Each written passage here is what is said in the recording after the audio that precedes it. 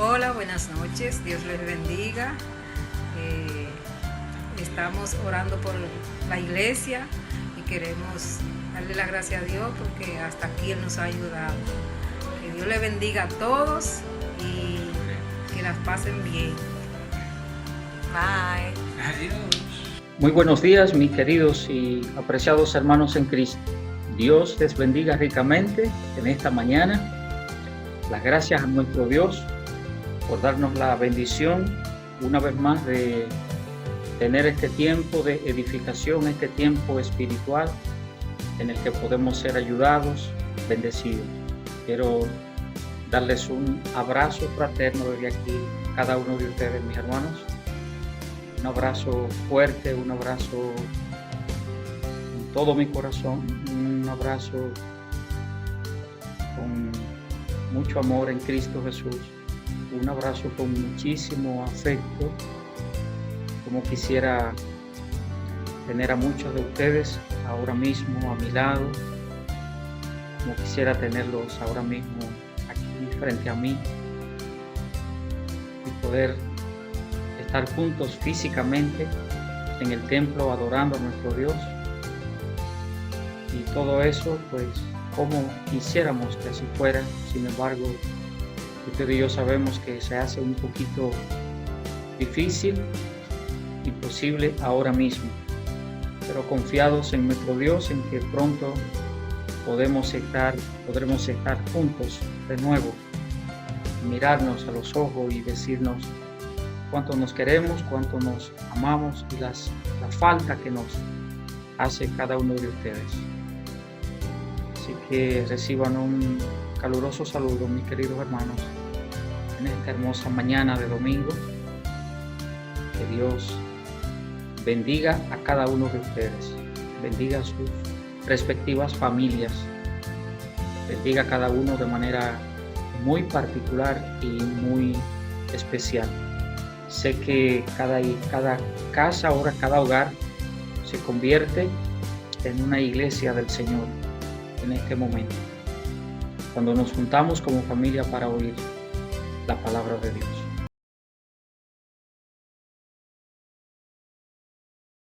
Inmediatamente quisiera ir a un pasaje bíblico que nos va a dar la introducción en esta mañana al tema del que queremos hablar en este día. Y vamos a leer en segunda epístola del apóstol Pablo a Timoteo, el capítulo número 1 y el versículo número 12. Segunda a Timoteo, capítulo 1, el versículo número 12.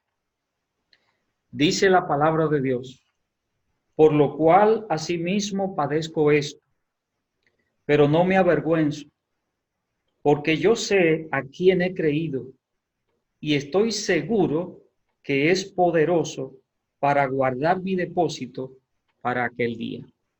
Oremos un momento. Señor del cielo y de la tierra, Padre celestial, gracias, mi Dios, en esta mañana. Gracias, Padre Santo, por darnos, Señor, otra vez la ocasión, la oportunidad de poder tomar tu palabra, de ser, Señor, exhortados y edificados por ti. Oro en el nombre de mi Cristo, Señor, para que tú traigas bendición a cada creyente en esta mañana. Mira cada hogar, oh Dios del cielo. Te pido que les protejas a cada uno, Señor, que tú les sustentes. Te ruego, Padre, que le des la fortaleza que necesitan, Señor. Padre, te pido, Padre, que suplas, que mitigues, Señor, la necesidad de cada hogar. Usa tu palabra de manera especial, Señor, en este día, para ayudarnos y para bendecirnos. Gracias, bendito Dios. En el nombre de Cristo. Amén. Quisiera hablarles en esta mañana acerca del tema: en Dios no hay incertidumbres. En la vida en Cristo no hay incertidumbres de ninguna naturaleza, por el hecho de que servimos a nuestro gran Dios, a nuestro poderoso Dios, Jehová de los ejércitos. Y tenemos un Dios perfecto, tenemos un Dios maravilloso. Por ende, no puede existir ningún tipo de incertidumbre. Si lo hay, o si la hay, es por el hecho de que nosotros, en nuestra imperfección, esto pudiera encontrar cabida en un momento determinado. Aunque leímos 2 Timoteo, capítulo 1, versículo 12, no vamos a quedarnos en 2 Timoteo, capítulo 1, sino que estaremos mirando algunos aspectos de este tema en la primera epístola del apóstol Juan. Así estaremos mirando algunos aspectos de lo que Dios nos dice respecto al tema de que en Dios, de que en Él no hay ningún tipo de incertidumbre. El 11 de septiembre del año 2001, mientras el presidente George Walker Bush o George W. Bush estaba en Sarasota, Florida, visitando una escuela, un grupo terrorista atacaba el World Trade Center y también el Pentágono, como es sabido. De regreso a la Casa Blanca, en el avión presidencial, reinaba la incertidumbre por no saber si el Air Force One, como se llama el avión presidencial en Estados Unidos, si sería el avión presidencial atacado. El piloto creía que en el despegue un misil tierra-aire podía atacarlos. El piloto, como se llamaba, el coronel Mark Tillman, dio media vuelta y despegó la nave en sentido contrario por el pensamiento que tenía. Tampoco estaban seguros si había algún enemigo a bordo. Mientras volaban, recibieron la información que había una amenaza sobre la Casa Blanca. Y la amenaza era porque habían oído un mensaje y tal mensaje decía: el ángel es el siguiente. La palabra ángel o el nombre ángel era el nombre clave para el avión presidencial. Ahora estaba la duda si la amenaza era desde dentro del avión o desde fuera. Will Chandler, el jefe de la seguridad, y Mark Tillman, el piloto, como acabamos de mencionar, tomaron algunas medidas alrededor del presidente y además volver a escanear, porque ya lo habían hecho, la nave buscando cualquier arma potencial como bombas u otro tipo de peligro. El piloto subió la nave a una altura inusual, 45,000 pies, lo que dificultaba la comunicación desde abajo, desde la tierra, arriba a la nave. Recibieron una advertencia desde Houston de que una aeronave los estaba siguiendo. Se percataron de la presencia de 2 aviones que creó pánico en el interior de la nave. creyendo que eran aviones que estaban allí para derribarlos. Más tarde se enteraron que eran dos F-16 que los estaban escoltando. Miraban por las ventanas para visualizar, para chequear si venía cualquier otra nave extraña. Tuvieron que hacer una parada en Luisiana para buscar combustible y comida. Pero además tuvo que hacer otra parada más en Omaha, en Nebraska. Y empezaron el despegue desde las 9:55 a.m. desde Florida y llegaron a Washington, D.C. a las 6:44 p.m. Todas esas horas fue un tiempo de incertidumbre total para el presidente George Bush y la tripulación, todas aquellas personas que le acompañaban. ¿Pero por qué la incertidumbre? Por el hecho de lo que estaba sucediendo, de lo que estaba aconteciendo en Nueva York mientras ellos estaban en Florida, lo que estaba ocurriendo en el Pentágono.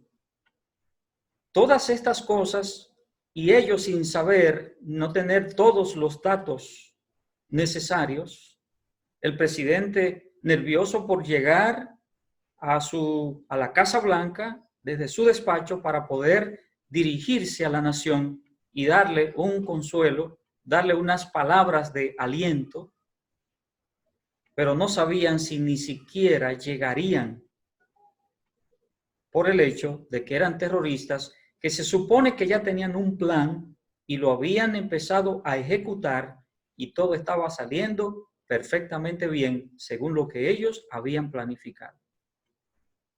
Ya habían estrellado 2 aviones en el World Trade Center y habían atacado también el Pentágono. Es decir, había incertidumbre por todos lados. Les decía que aunque tomamos esta cita bíblica de 2 Timoteo, capítulo 1, el versículo 12, donde el apóstol Pablo dice que él está seguro.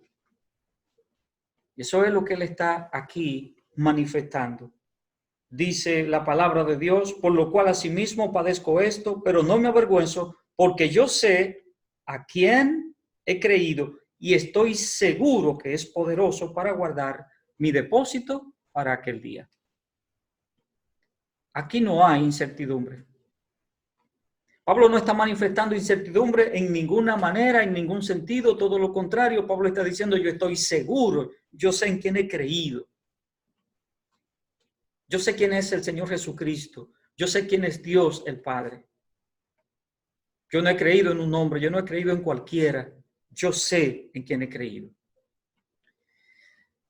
Y vamos a encontrar entonces en la primera epístola del apóstol Juan, donde vamos a centrar nuestro estudio del día de hoy, la predicación del día de hoy, vamos a hablar precisamente acerca de que Juan habla tantas veces acerca de saber y diciéndole al creyente, tú sabes y sabéis y ustedes saben.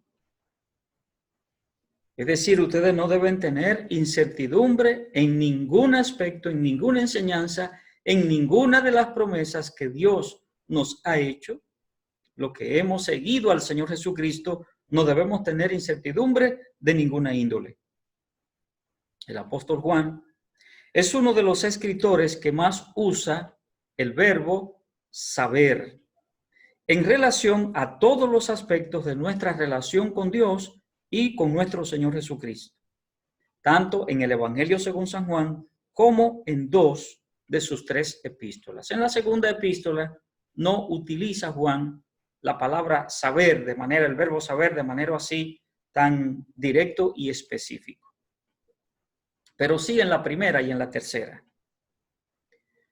Lo peor para una persona que dice creer en Dios es no tener seguridad de su destino eterno. Vivir en incertidumbre respecto a su salvación. No podemos tener dudas de nuestra salvación y de todo aquello que Dios habla a nosotros como creyentes. Todo lo que Dios ha prometido para nosotros como creyentes, no podemos tener duda alguna porque Dios me dice, eso es incertidumbre. Por eso la palabra de Dios nos dice que debemos acercarnos a Cristo por la fe en su sacrificio expiatorio y no por confiar en nosotros mismos. Si yo confiara en mí mismo y si usted confiara en usted mismo para la salvación de su alma sobre todas las cosas y para las promesas que Dios ha hecho a nosotros, si usted y yo confiáramos en nosotros, nada de eso sucedería. No porque la promesa de Dios fuera vana o fuera incierta, sino porque estamos poniendo a nosotros como base para el cumplimiento de tales cosas. La certeza es determinante en todo en la vida. ¿Eso es así? Eso es cierto. Ahora mismo, no sabemos qué ocurrirá cuando intentemos, ¿verdad? De nuevo, volver a nuestra dinámica de vida. Cuando regresemos al trabajo. Cuando empecemos a reunirnos como iglesias. Bien, las diferentes actividades en las que nos movemos. Hay cierta incertidumbre. Precisamente por todo lo que está ocurriendo. Saldremos con incertidumbre, saldremos con inseguridad, saldremos con muchas cosas que nos van a mantener nerviosos, que nos van a mantener en una situación no tan estable como fuera lo común y lo corriente. Y todo esto, ¿sabe por qué? Por la incertidumbre. Antes, si alguien tosía o estornudaba delante de nosotros, bueno, pues nosotros no hacíamos mucho caso. Y como somos un pueblo que somos muy jocosos y que tenemos el humor a flor de piel, le decíamos, si estornudaba una vez, le decíamos salud. Estornudaba la segunda vez, otra vez le decíamos salud. Si estornudaba ya la tercera vez, o la cuarta, o la quinta, bueno, ya eso no es salud, eso ya es gripe, eso es otra cosa. Sin embargo, nos quedamos ahí como que nada está pasando. Ahora será totalmente diferente. La percepción será otra. Ahora pensaremos si la persona está infectada y nos alejamos. Y no le diremos salud. No le diremos salud. ¿Sabe por qué? Por la incertidumbre. Porque en la vida es así. Lamentablemente, así es. Por eso, la certeza, la certidumbre de las cosas y sobre todo en las cosas de Dios, eso es determinante en todo lo que respecta a nuestra vida. En todo. Usted y yo queremos saber si en nuestro trabajo estamos seguros. Queremos saber si cuando tenemos alguna situación de salud y vamos al médico y nos hacen una batería de análisis, mientras tenemos la incertidumbre de si tendremos algún problema o no. Hasta aquí. Y así.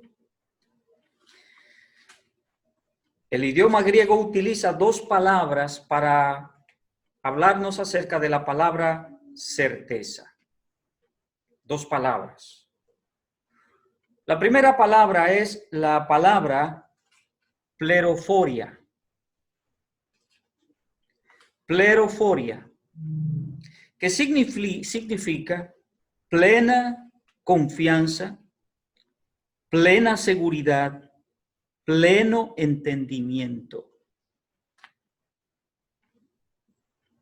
Pleroforia significa plena confianza, plena seguridad, pleno entendimiento. Leemos en Colosenses capítulo 2 y el versículo número 2.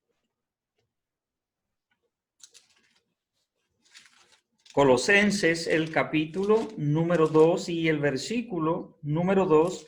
Leemos allí lo que dice la palabra de Dios y dice lo siguiente: para que sean consolados sus corazones unidos en amor hasta alcanzar todas las riquezas, y note que dice de pleno entendimiento, a fin de conocer el misterio de Dios el Padre y de Cristo. Dice aquí la palabra de Dios, dice el apóstol Pablo, pleno entendimiento. Pero esa es la palabra certeza. Es la palabra pleroforia, que significa certeza. Leemos aquí en español, en nuestras Biblias, pleno entendimiento. Pero esa es la palabra certeza realmente. ¿Sí? Entonces, ese pleno entendimiento es igual a certeza, a tener plena seguridad. Otra cita bíblica en primera a los Tesalonicenses capítulo 1. Primera a los Tesalonicenses capítulo 1 y el versículo número 5 dice también la palabra de Dios: pues nuestro evangelio no llegó a vosotros en palabras solamente, sino también en poder, en el Espíritu Santo y en plena certidumbre, como también sabéis cuáles fuimos entre vosotros por amor de vosotros. Aquí el apóstol Pablo utiliza la palabra o las dos palabras plena certidumbre. Plena certidumbre, y es la palabra, aunque utiliza aquí certidumbre, y es la palabra certeza, la palabra pleroforia. Implica ahí lo mismo que lo que dijimos anterior, seguridad. Seguridad. En la epístola a los Hebreos, y leemos una cita bíblica más, y es para ejemplificarle qué es lo que dice la palabra de Dios, qué es lo que el Señor nos está diciendo cuando nos está hablando acerca de certeza y de que nosotros como creyentes no debiéramos vivir vidas de incertidumbres, porque Dios no es un Dios de incertidumbres. Y estoy dándoles estas palabras precisamente para que entendamos qué es lo que Dios está diciéndonos. En Hebreos capítulo 10, el versículo 22, leemos que dice la palabra de Dios, versículo que leemos mucho: acerquémonos con corazón sincero, en plena certidumbre de fe, purificados los corazones de mala conciencia y lavados los cuerpos con agua pura. ¿Qué dice allí la palabra de Dios? Plena certidumbre de fe. Y cuando dice plena certidumbre es para decir seguridad. Es decir, cuando leemos en Colosenses, cuando leemos en Tesalonicenses, cuando leemos en Hebreos y leemos las palabras, encontramos en Colosenses pleno entendimiento, en primera los Tesalonicenses plena certidumbre, y en Hebreos plena certidumbre. Estamos hablando de seguridad, estamos hablando de plena confianza, de plena seguridad, de pleno entendimiento. Pero le dije que habían dos palabras. La primera, pleroforia, y la segunda palabra es hupostasis. Hupostasis. Y significa una base segura, por tanto, una garantía. En la misma epístola a los Hebreos, el capítulo número 11 y el versículo número 1, versículo también que sabemos de memoria porque lo recitamos mucho, porque es uno de los versículos maravillosos que hablan acerca de la fe, y dice la palabra de Dios: es pues la fe la certeza de lo que se espera y la convicción de lo que no se ve. La palabra griega hupostasis significa una base segura, como le decía, y por tanto una garantía. Cuando habla aquí la palabra de Dios acerca de certeza, es justo lo que Dios me está diciendo con estas dos palabras, de que debo tener en mi vida como creyente, en mi haber de cristiano, es buscar, como Dios me está diciendo, que no haya incertidumbres. Igualmente, en el griego también hay otras dos palabras que son muy significativas y provienen entonces de la palabra conocer. En la palabra certeza que mirábamos anteriormente, aparecen estas dos palabras griegas, pleroforia y hupostasis. En el caso de la palabra conocer, hay varias acepciones, no solamente dos. Pero quiero darles dos de esas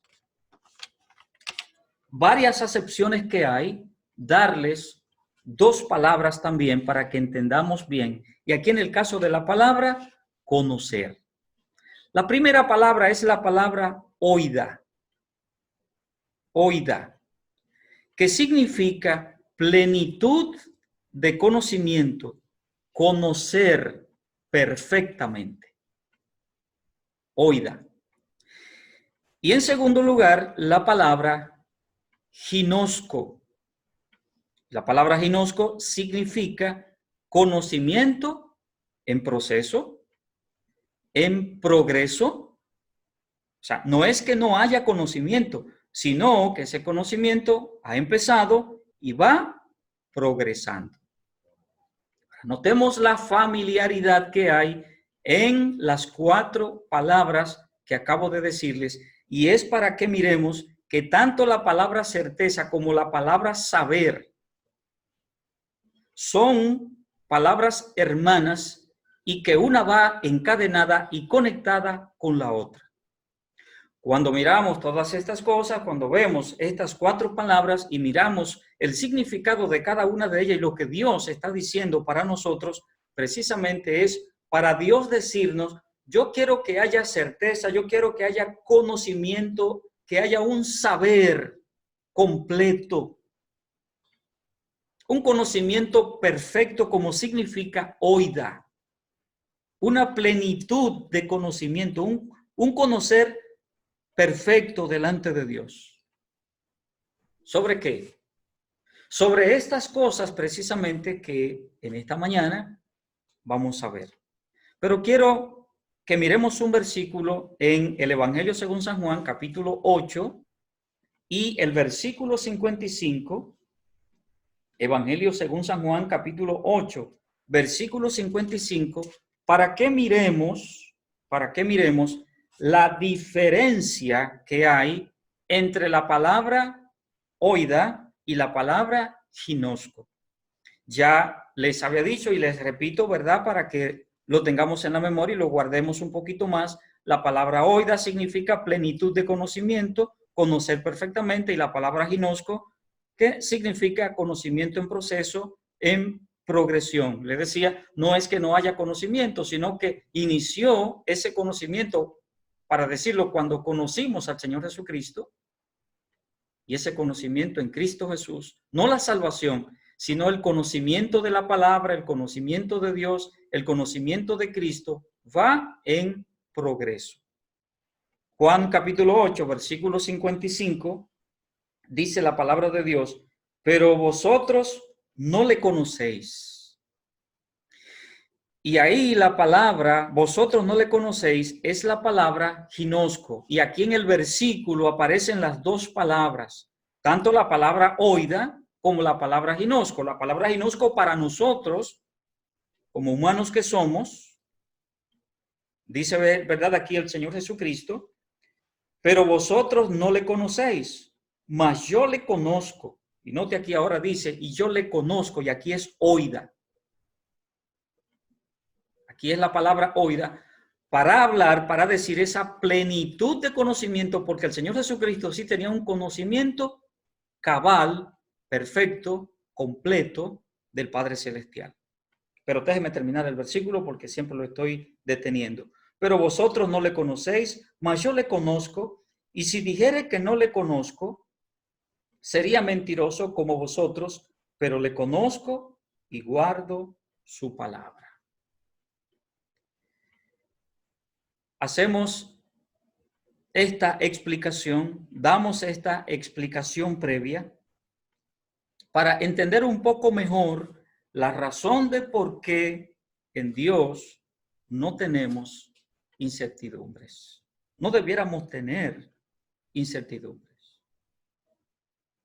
El apóstol Juan en su primera carta se dirige a los creyentes como hijitos para significar un afecto de hijos a padre. Y al hablar acerca de hijos y padre, lo que Juan quiere significar es que nosotros, al momento de venir a Cristo, lo que hemos pasado a ser es de la familia de Dios, como dice la palabra de Dios. Somos de la familia de Dios. Eso es lo que hace el apóstol Juan. Dios, el Padre Celestial, tratando con sus hijos, eso es lo que dice Juan. Y de aquí viene entonces esa certidumbre, ese saber que Dios desea que nosotros tengamos, ese conocimiento que Dios quiere que tengamos de todo lo que Él ha hecho para nosotros y por nosotros y dice de nosotros. Importante entonces que entendamos perfectamente esto y esta introducción un poquito larga, precisamente para que entremos entonces en algunos aspectos que Dios dice aquí en su palabra. Dice Scofield en su Biblia anotada que Juan está tratando en la epístola, su primera epístola, está tratando a los creyentes y Dios como si fueran una familia. Que hay un núcleo familiar espiritual. Y ese núcleo familiar espiritual lo componemos Dios y nosotros como sus hijos. ¿Ha oído el término familia nuclear? Eso es lo que estamos diciendo. Eso es lo que estamos hablando. Hay una familia nuclear espiritual. Hay un concepto espiritual en este sentido también. Nosotros hemos venido a ser hijos de Dios por la fe en Cristo Jesús que murió en la cruz del Calvario por usted y por mí. Y ahora tenemos esta bendición de ser hijos de Dios. Por eso cuando Juan habla de hijitos, habla de hijos y habla acerca del Padre Celestial. ¿Qué le suena esto? Familia, como dice Scofield. Una familia. Porque somos la familia en Cristo. Los convertidos a Cristo, aquellos hombres y mujeres que hemos entregado nuestras vidas a Cristo, conformamos la familia de Dios. Esa es la gran bendición para nosotros, mis queridos hermanos. El hecho de que somos ahora la familia de Dios. Ahora, quisiera que miremos solamente de varios aspectos que hay. Vamos a mirar tres Vamos a mirar tres.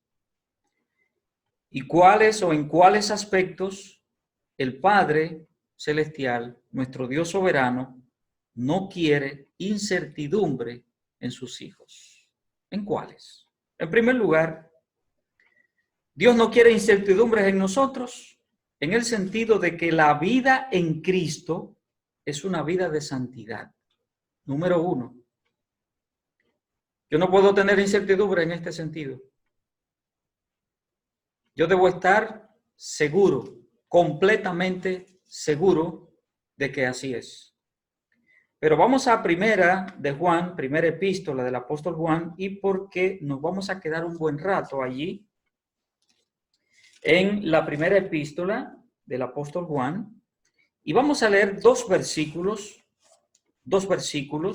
En el capítulo 2, vamos a leer uno, y en el capítulo 5 leemos otro. Capítulo 2 y el versículo 29 dice la palabra de Dios: si sabéis que Él es justo, sabed también que todo el que hace justicia es nacido de Él. Ese es el 2:29. Y el 5:18 dice también la palabra de Dios. Otra vez, siempre en cada cita bíblica vamos a encontrar la palabra, el verbo saber, de alguna manera. Sabemos que todo aquel que ha nacido de Dios no practica el pecado, pues aquel que fue engendrado por Dios le guarda y el maligno no le toca. Leímos en el capítulo 2, el versículo 29, que dice el apóstol Juan: si sabéis que Él es justo, sabed también que todo el que hace justicia es nacido de Él. Por eso estamos hablando en primer lugar que la vida en Cristo es una vida de santidad. No se menciona aquí la palabra santidad. Hace unos días atrás, en uno de los estudios o en uno de los mensajes de las semanas pasadas, hablamos acerca y mencionábamos la palabra justicia, lo que menciona Juan aquí en el capítulo 2, versículo 19, y dice, habla de la justicia.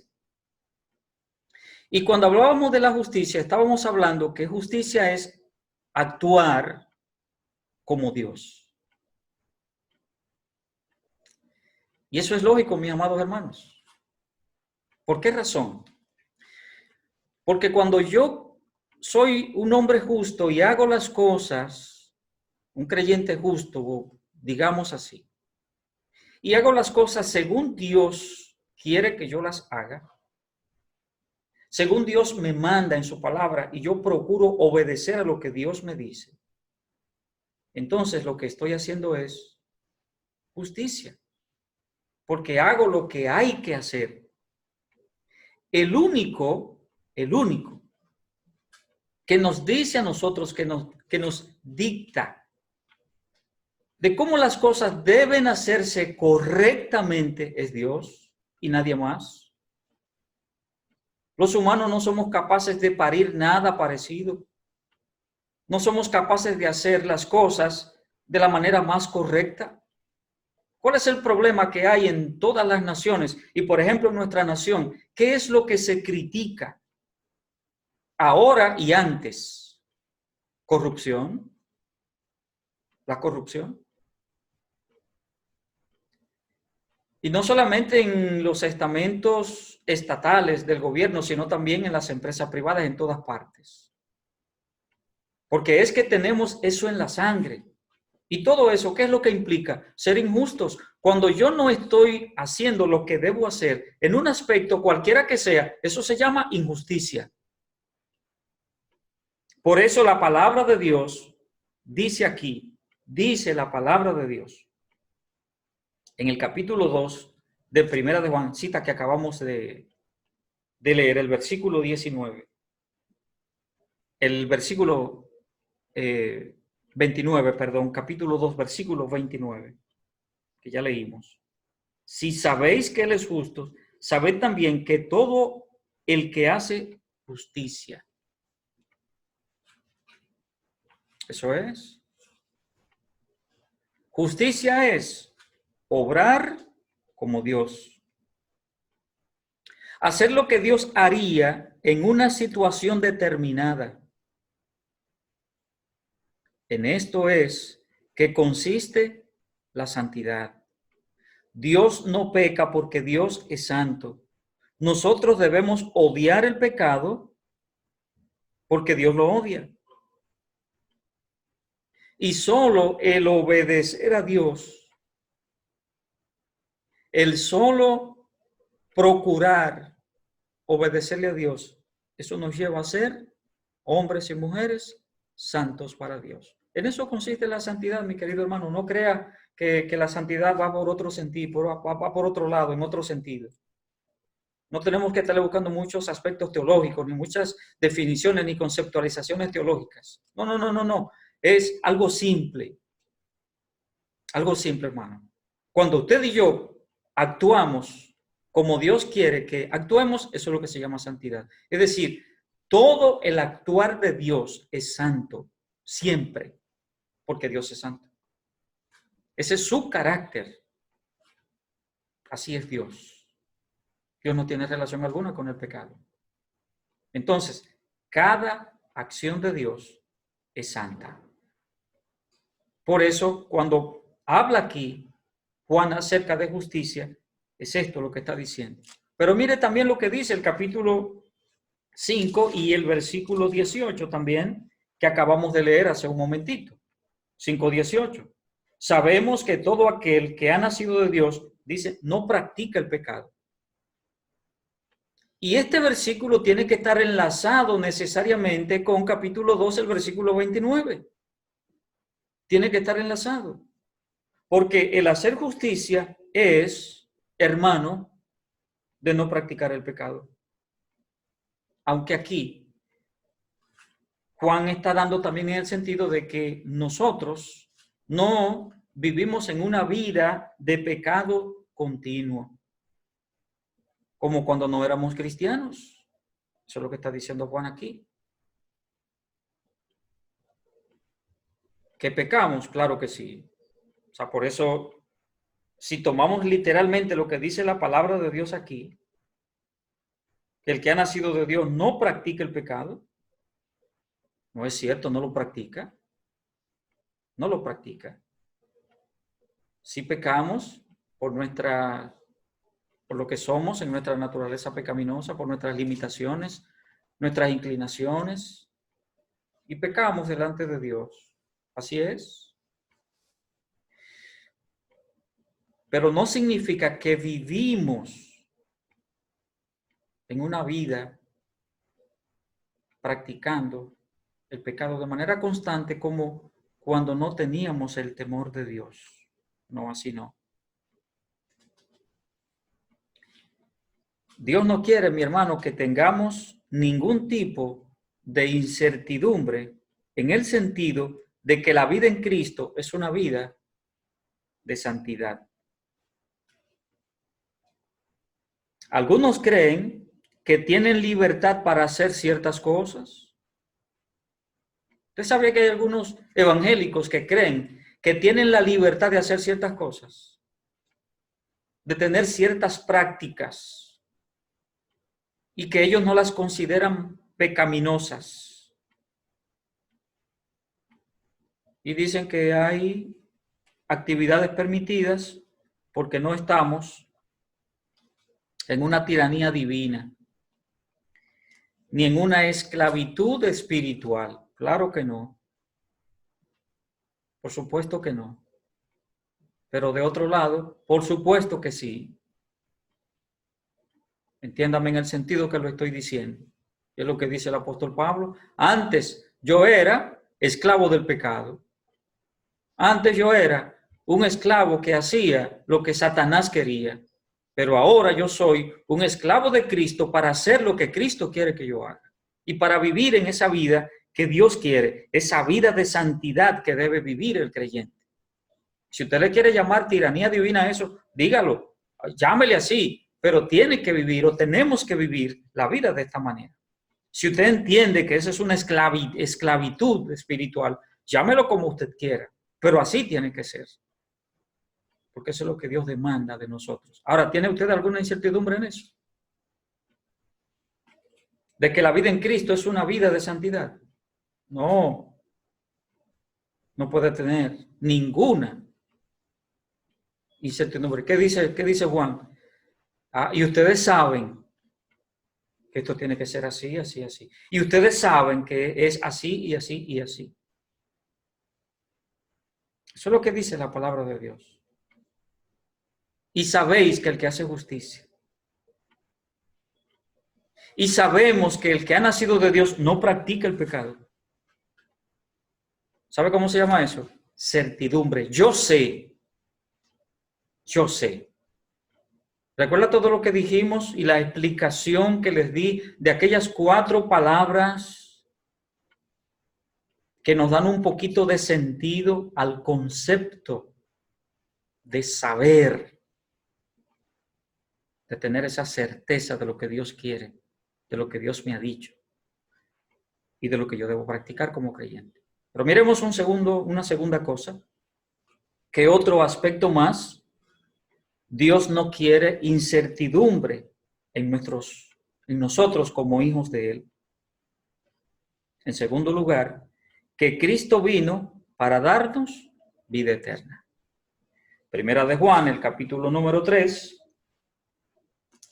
Primera de Juan, el capítulo número 3 y el versículo 5, dice la palabra de Dios: y sabéis que Él apareció para quitar nuestros pecados, y no hay pecado en Él. La palabra de Dios dice que el Señor vino para quitar nuestros pecados. Hay otra parte en la que Juan dice que sí, que Cristo vino para darnos vida eterna. Y sería una especie de repetición. Juan lo está diciendo en otro sentido, pero estamos hablando exactamente de lo mismo. Cuando dice la palabra de Dios que el Señor vino para perdonarnos y para quitar nuestros pecados, ¿qué está diciendo el Señor? ¿Qué está diciendo aquí el apóstol Juan? ¿Cuál es el mensaje de Dios el Padre para nosotros cuando nos dice tal cosa? Es esto. Cuando Dios perdona nuestros pecados, ¿qué nos está dando? La vida eterna. Cuando el Señor me llama al arrepentimiento y yo vengo al Señor humillado a pedirle perdón por mis pecados, ¿qué me está dando Dios? Vida eterna. ¿Cuál es nuestro problema principal delante de Dios? ¿Es que somos pecadores? Ese es mi problema delante de Dios, yo soy pecador. Porque si yo no hubiera sido pecador, hay tantas cosas que Dios no hubiera tenido que hacer. Y entonces, ahí aparece otro problema. ¿Y cuál es? Que esa situación mía, ese problema principal mío, no tiene solución o no tenía solución. Son 2 asuntos graves. ¿Cuál de los 2 más serios y más graves? Primero, que tengo un problema, es como que tengo una enfermedad y no hay manera de encontrarle cura. Mire, ¿cuál es el problema grave ahora mismo con este asunto del coronavirus? Que no hay una vacuna. La ciencia está acelerada y todos los países están acelerados, los laboratorios en el mundo, todo el mundo está acelerado buscando una vacuna. ¿Ok? Oí el viernes pasado que en Israel ya buscaron no necesariamente una vacuna, estaba diciendo el embajador israelí aquí en República Dominicana. No es que hay una vacuna propiamente, pero sí han encontrado entonces un medicamento que tiene una especie de anticuerpos que ayuda con el problema del coronavirus y que hasta ahora es un buen paliativo.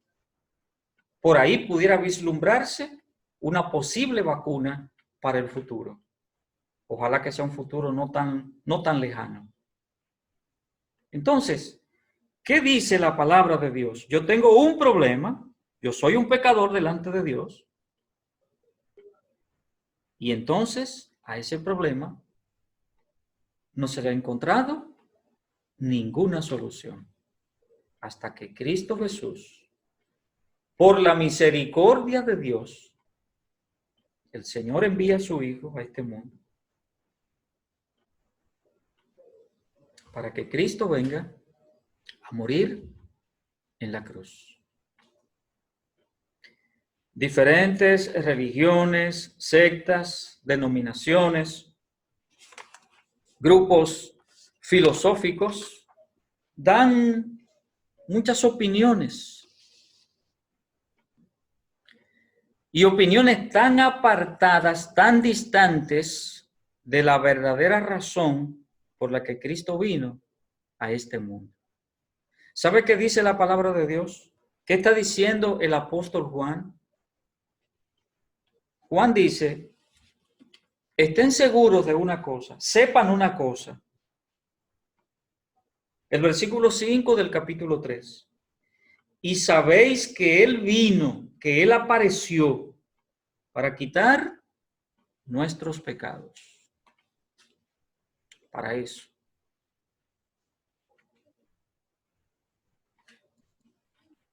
Es el mismo apóstol Juan que narra en su evangelio, en el capítulo 1, el versículo 9.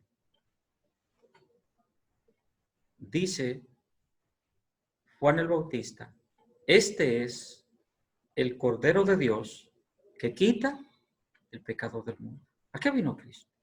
¿Qué dice la palabra de Dios? ¿A eso? Ahí está. Entonces, Cristo vino para darnos vida eterna.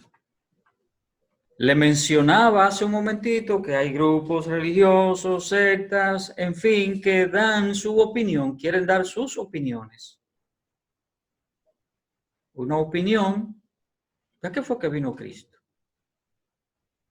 Y quieren distorsionar la enseñanza bíblica, el concepto bíblico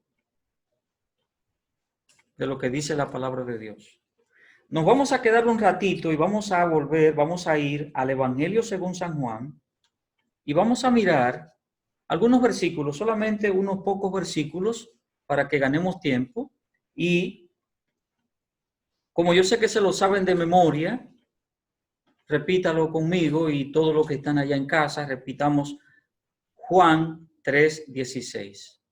Porque de tal manera amó Dios al mundo, que ha dado a su Hijo unigénito para que todo aquel que en él cree no se pierda, mas tenga vida eterna.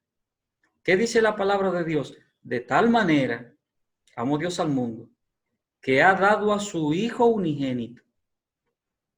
¿Qué es lo que dice la Biblia? Que el Señor Jesucristo vino. ¿A qué vino? A darnos vida eterna. Eso es lo que dice la palabra de Dios. En el capítulo 5, el versículo 21, en Juan, nos vamos a quedar en el Evangelio según San Juan, capítulo 5 y el versículo 21, dice también la palabra de Dios, porque como el Padre levanta de los muertos y les da vida, así también el Hijo a los que quiere da vida. ¿A qué fue que vino el Señor Jesucristo? A dar vida eterna. Y Juan dice, yo quiero que ustedes sepan eso. El capítulo 6 y el versículo número 35, también dice la palabra de Dios, Juan 6:35, dice también la palabra de Dios, Jesús les dijo, yo soy el pan de vida. El que a mí viene nunca tendrá hambre y el que en mí cree no tendrá sed jamás. Yo soy el pan de vida. Eso fue lo que el Señor Jesucristo dijo. Pero, ¿por qué razón estaba Cristo aquí en la tierra? ¿Cuál era la razón de estar aquí? ¿Cuál era la razón de haber venido? Mire el capítulo 10 y el versículo 10, que dice también la palabra de Dios, el ladrón no viene sino para hurtar, para matar y destruir. Yo he venido para que tengan vida y para que la tengan en abundancia. Yo he venido para que tengan vida. ¿A qué vino? A eso. Vino a traernos la vida eterna. Entonces, si hay algo que Dios desea, mis queridos hermanos, que no tengamos ningún tipo de incertidumbre, es en este sentido de a qué vino el Señor Jesucristo. Que Cristo vino para darnos vida eterna. Eso fue lo que leímos en Juan, lo que dice la palabra de Dios.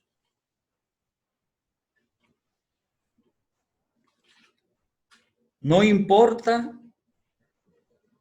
qué digan quien quiera que quiera decir, porque acabo de mencionarle grupos religiosos. No me gusta estar mencionando nombres ni nada por el estilo, pero a veces también es bueno mencionarlo para que usted y yo sepamos qué es lo que creen aquellos individuos.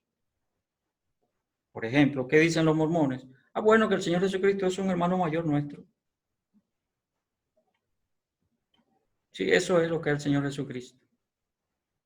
Por eso tienen al Ángel Moroni, por eso tienen su libro de Mormón, nada de Biblia, nada de Cristo. Cristo lo ponen simplemente como una pantalla para hacer creerle a la gente. Ponen a Dios como una pantalla para hacerle creer a la gente. Ponen la Biblia como una pantalla. Es una carnada para que la gente quiera venir. Y cuando usted está allá, ¿qué le enseña? Que un tal, bueno, perdón, debo ser respetuoso, aunque no fue, ellos lo llamaron profeta. ¿Qué profeta ni qué profeta? Joseph Smith, profeta, que Dios le apareció, que Dios utilizó a muchos profetas, entre los que está contado José o Joseph Smith. ¿Qué profeta ni qué profeta? Y que se le apareció un ángel que le dio una cantidad de revelaciones, y ese es el libro del Mormón. ¿Qué dicen ellos? ¿Qué piensan ellos del ser? ¿A qué vino Cristo? No, un hermano mayor.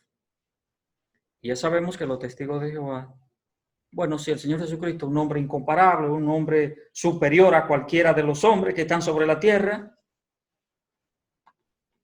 pero no más de ahí.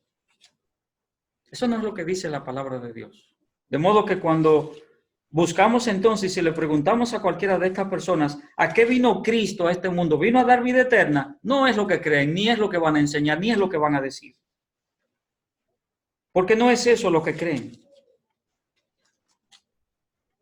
Ese no es su concepto acerca del Señor Jesucristo y a qué vino el Señor Jesucristo.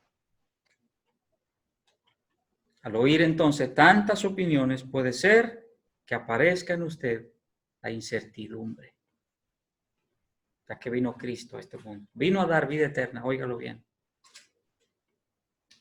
Vino a resolver el problema del pecado suyo y del pecado mío. En tercer lugar, miremos el capítulo 5, versículos 14 y 15. Estamos en Primera de Juan, capítulo 5, versículos 14 y 15. Y esta es la confianza que tenemos en Él, que si pedimos alguna cosa conforme a su voluntad, Él nos oye. Y si sabemos, otra vez, ¿verdad? La palabra sabemos, que Él nos oye en cualquiera cosa que pidamos, sabemos que tenemos las peticiones que le hayamos hecho. Número 3, ¿en qué más Dios quiere que no tengamos nosotros incertidumbre? En que tenemos un Padre Celestial que oye nuestras oraciones. Hermanos, esto es muy importante. Cuando usted y yo nos arrodillamos para pedirle a Dios por cualquier cosa, por la razón que fuera, sea un problema de emergencia o de no emergencia, ¿con qué sentido nos arrodillamos delante de Dios? Eso es importante, hermano. Acuérdese que la oración no es hablar al aire. Por eso dice la palabra de Dios que debemos acercarnos a Dios en plena certidumbre de fe, de que debemos ir a Dios en confianza, como dice aquí Juan. Entonces, la palabra de Dios dice que hay algo en lo que Dios no quiere que haya ninguna incertidumbre en nosotros. y es el saber que Dios nos oye. Eso es básico para la vida espiritual y para la fortaleza espiritual. Si tienes incertidumbre de que Dios te oye, tú no vas a orar. Si tú no estás seguro de que Dios te oye, tú no vas a orar. Oye, hermano, una parte aquí importante que hay que mencionar. Una de las cosas que el maligno utiliza para que tú y yo no nos acerquemos a Dios en oración, ¿sabe cuál es? ¿Sabe cuál es? El hecho de que hemos cometido un pecado determinado y tenemos humanamente vergüenza de ir a Dios. No queremos presentarnos delante de Dios. Lo que debemos, hermanos, es ser humildes y humillarnos delante de Dios y decirle a Dios, Señor, hice esto. Y decírselo a Dios. Conversarlo con Él. Pedirle perdón. Y dice la Biblia que Él nos perdona. Si confesamos nuestros pecados, Él es fiel y justo para perdonar nuestros pecados y limpiarnos de toda maldad. Eso dice 1 de Juan 1:9, aquí donde estamos. Es decir, no, los tropiezos que haya para la oración debemos quitarlos. Porque la vida sin oración, la vida cristiana sin oración, es una vida medio vacía. Medio vacía. Y una de las cosas importantes en la que Dios no quiere que tengamos ningún tipo de incertidumbre es en esto. Hemos estado hablando de que en Dios no hay incertidumbres. Dios nos dice que creamos con certeza lo que Él ha prometido, lo que Él ha dicho, lo que Él nos manda. Cuando vivimos la vida cristiana de esta manera, es una vida bendecida, es una vida productiva, llena de frutos en el Espíritu, una vida de bendición, hermanos. Cuando no tenemos incertidumbres. Cuando hay un cristiano que tiene tantas incertidumbres en tantos sentidos, ese creyente vive una vida desastrosa. Está ahí como no se sabe ni por qué. Vive la vida de cristiano, no se sabe ni por qué. Dice que es cristiano, pero no se sabe ni por qué. Ni él mismo lo sabe, porque tiene una vida llena de incertidumbres. ¿Tienes incertidumbre en tu vida, mi hermano, mi hermana?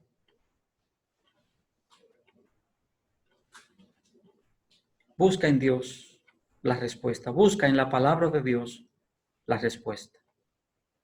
¿No debiéramos tener entonces incertidumbre en que Cristo vino para darnos vida eterna? Que la vida en Cristo, en segundo lugar, es una vida de santidad. Y en tercer lugar, que nuestro Padre Celestial oye nuestras oraciones. Mi querido y amado hermano, hermana, Dios no es un Dios de incertidumbres. Por ende, la vida cristiana no debe ser una vida de incertidumbres. Mi vida, mi praxis de vida, mi caminar en Cristo Jesús no puede ser un caminar de incertidumbres. Lo que Dios anda buscando y diciéndome es que yo debo tener seguridad en tantas cosas.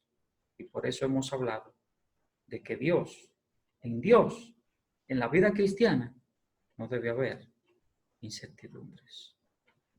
Que Dios te bendiga y te guarde en esta mañana, en este día, que Dios esté contigo en cada uno de tus momentos y sobre todo en este. Que el Señor nuestro Dios te esté acompañando. Señor te bendiga ricamente.